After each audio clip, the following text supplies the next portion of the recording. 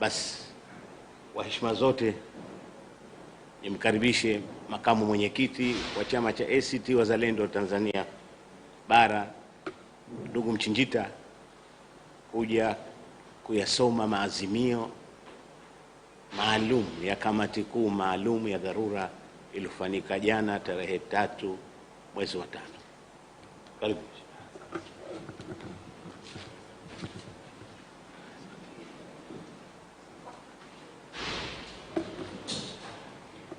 Habarini za asubuhi. Niwashukuru waandishi kwa kuja kushiriki kwenye press yetu hii, na kama nilivyosema, mimi nitawasilisha hapa maazimio ya kikao cha kamati kuu maalum ya chama cha ACT Wazalendo iliyokutana tarehe 3 Mei mwaka 2026. Kamati kuu ya ACT Wazalendo imekutana kwenye kikao cha dharura kilichofanyika jana tarehe 3 Mei mwaka 2026 katika ukumbi wa Hakainde Hichilema uliopo katika jengo la Maalim Seif, makao makuu ya chama hapa Dar es Salaam, kwa ajili ya kutathmini hali ya kisiasa nchini. Pamoja na mambo mengine, kamati kuu ya chama ilifanya tathmini ya kina ya muhtasari wa ripoti ya tume ya Jaji Chande kuhusu mauaji ya raia Oktoba mwaka 2025 na kuazimia mambo kadhaa. Kamati kuu ilizingatia kuwa tukio hili ni moja kati ya matukio makubwa yaliyotokea kwenye nchi yetu, ambayo hatuna historia ya kutokea matukio mazito kama haya, ambapo watu wanauawa, wanapigwa risasi kwa maelfu, na katika siku ambayo Watanzania wana nafasi ya kuchagua uongozi wao. Ilikuwa ni kielelezo cha kiwango cha kufifia kwa demokrasia na haki za kiraia kwenye taifa letu. Na kwa hiyo kamati kuu ACT Wazalendo, kwanza tunaendelea na msimamo wetu wa kuikataa tume ya Jaji Chande na ripoti yake. Kama ambavyo tulieleza kabla, tume hii iliundwa kwa ajili ya kuwasafisha, kwa maana ya kusanitize wahusika na wauaji wa Oktoba 2025 badala ya kuwawajibisha. Msingi wa ACT Wazalendo kuikataa tume hii ni kuwa ilikuwa ni tume inayokwenda kujenga mazingira ya kuwasafisha waliohusika na matukio ya mauaji, kuliko kwenda kutafuta suluhisho na kuwajibisha wale ambao wamehusika na mambo haya.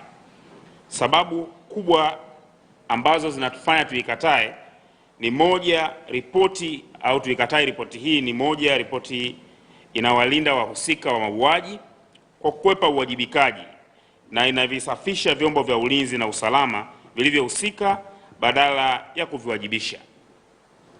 Hata ukitumia takwimu za tume, kwa maana ya watu waliouawa kuwa ni zaidi ya 518 kama tume ilivyosema, ambazo hata hivyo zinatia mashaka makubwa, kwa sababu wote tunafahamu namna ambavyo takwimu hivyo zinavyojikanganya zikitaja namba kwa mikoa tofauti tofauti.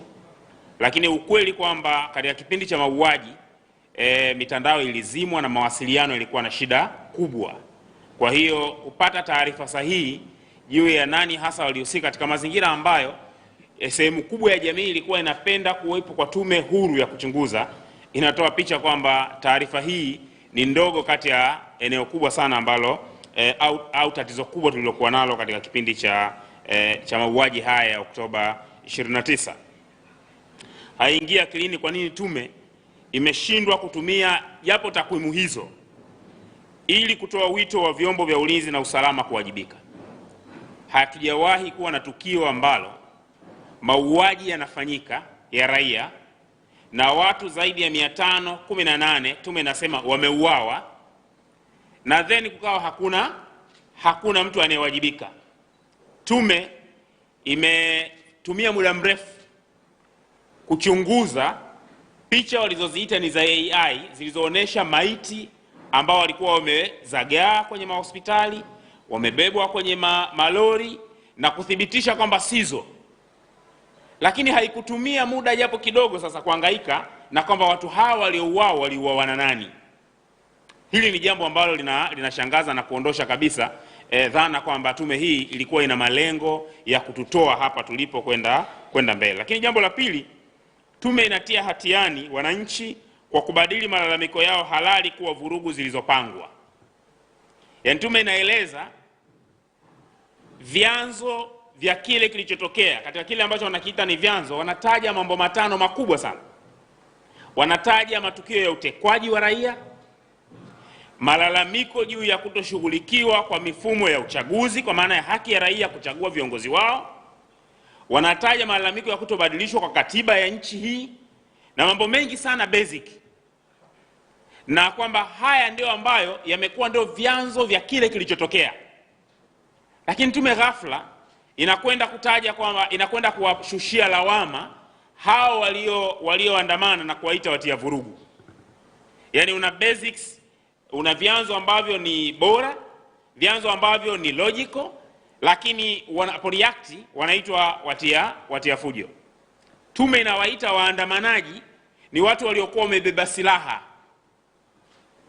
Unajiuliza, tume haina ripoti ya silaha gani zimekamatwa. Yaani watu wale waliokamatwa, kama walikuwa na bunduki, basi bunduki kiasi gani zimekamatwa na aina zipi za silaha ambazo zilikamatwa. Badala yake inawaweka kwenye accusation side, watu waliouawa, watu waliojeruhiwa, jambo ambalo sisi tunaona kwamba linatia doa kubwa sana ya dhamira hasa ya kuundwa kwa tume hii. Lakini jambo la pili, tume inapuuza dhulma ya uchaguzi kuwa chanzo kikuu cha mgogoro, na badala yake inahitimisha kuwa maandamano ya Oktoba 2025 yalipangwa na kufadhiliwa. Tume imekwepa ukweli kwamba kuanzia mwaka 2019 wananchi hapa nchini walishuhudia matukio ya uchaguzi yakigeuka zoezi la uchaguzi kuwa ni zoezi la matumizi ya nguvu za dola kupoka mamlaka ya wananchi. Mwaka 2019 kwenye uchaguzi wa serikali za mitaa, mwaka 2020 kwenye uchaguzi mkuu, mwaka 2024 kwenye uchaguzi wa serikali za mitaa, na mwaka 2025 kwenye uchaguzi mkuu. Jambo ambalo leo Watanzania hakuna anayejivunia kwamba yeye ndio anayeamua nani ni mbunge wake, yeye ndio anayeamua nani ni diwani wake, yeye ndio anayeamua nani ni rais wake. Na kwamba hili ni jambo ambalo limefanyika baada ya maisha ya mfumo wa vyama vingi wa zaidi ya miongo mitatu, ambapo Watanzania walianza kufurahia haki yao ya kuchagua viongozi.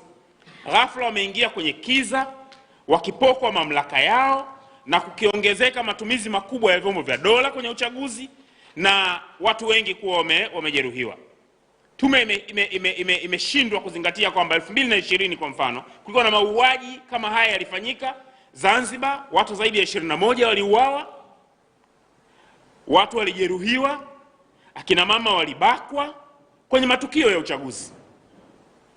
Na kwamba haya ni mambo ambayo yalifanya wananchi waanze kutilia wasiwasi juu ya haki yao kama raia kuchagua viongozi wao. Tumekwenda kwenye uchaguzi huu, taifa lilikuwa limegawanyika. Kila mtu alikuwa anajua tumegawanyika kati ya kundi ambalo linaona uchaguzi huu ni maigizo kwa sababu hakuna uamuzi wa wananchi utakaoheshimiwa. Lakini tume imekwepa kuliona jambo hilo kwa uzito wake. ACT Wazalendo ni kielelezo cha wazi cha dhulma ya uchaguzi mkuu wa mwaka 2025. Uchaguzi mkuu wa mwaka 2025, mgombea wetu wa ACT Wazalendo wa urais ndugu Luhaga Johnson Mpina alizuiwa kuwa mgombea kwa sababu zisizokuwa na mantiki ya kisheria. Nyie mnafahamu ifika mahala ndugu Mpina kwa mara ya kwanza kwenye historia amekataliwa hata kupokelewa fomu yake. Maana tunakwenda kwenye uchaguzi, watu wamegawanyika. Watu wanaona uchaguzi huu ni maigizo tu. Tayari watu wanajua nani ni viongozi wao. Sasa watu wanashiriki uchaguzi. Mnakwenda kwenye uchaguzi, at start mnamzuia mgombea asirudishe hata fomu. Haya ni mambo yaliyokuwa yanatia hasira, yanayofanya wananchi waone kwamba haki yao inapotea, na ilikuwa rahisi baada ya hapo kuingia kwenye maandamano na kuonesha hisia zao. Lakini tume hayo mambo kama ni sehemu ya masuala muhimu yaliyopaswa kuangaliwa. Lakini jambo jingine ambalo tunatizama, tume inatoa mbinu za kuchelewesha haki badala ya kutekeleza wajibu wake wa kueleza ukweli halisi. Mathalan, tume imeshindwa kabisa kusema chochote juu ya nani aliwaua wananchi zaidi ya 518. Ripoti yote tume inasema inakwepa. Kila inapofika mahala ieleze nani aloua, tume inakwepa. Tume imewakuta majeruhi 2000, zaidi ya 2390 wanasema. Wamepigwa risasi. Lakini tume inasema imeona zaidi ya raia 518 wameuawa kwa kupigwa na vitu vyenye ncha kali. Ya wanakwepa kwamba ni risasi ndio iliyotumika. Tukikubaliana na wao kwamba ni vurugu, unaweza kujiuliza zilikuwa wapi risasi za plastiki zinazotumika kudhibiti vurugu? Ni wapi mabomu ya machozi yalitumika yakashindwa tukalazimika kutumia silaha za moto? Ni wapi maji ya kuwasha ambayo yamekuwa yakitumika siku zote kukabiliana na waandamanaji na maeneo mbalimbali ambayo yana vurugu yalitumika yakashindwa, ndio risasi zikatumika? Kuanzia hatua ya kwanza, majeshi yametumia risasi kuua raia.